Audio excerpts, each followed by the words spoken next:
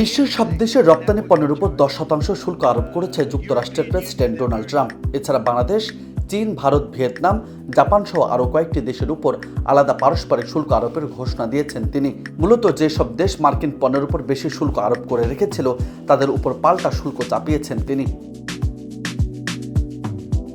তবে এই শুল্ক আরোপের প্রভাবটা সবচেয়ে বেশি পড়তে পারে যুক্তরাষ্ট্রের ভোক্তাদের উপরে। গাঁজা থেকে শুরু করে দৌড়ানো জুতা সবকিছুর দাম দেশটিতে বাড়তে পারে।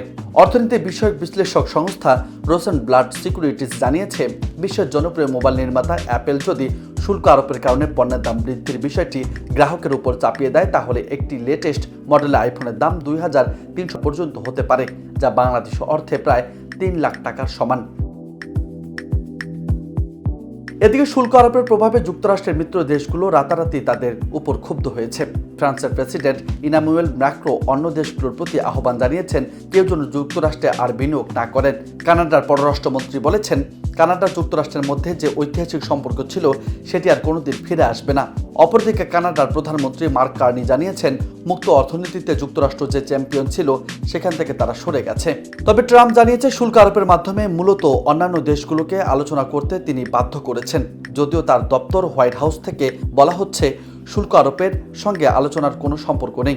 এ নিয়ে এখন দুই ধরনের কথা শোনা যাচ্ছে।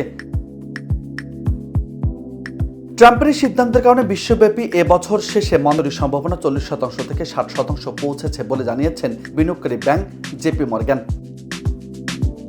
নিউজ ডেস্ক, বার্তা 24।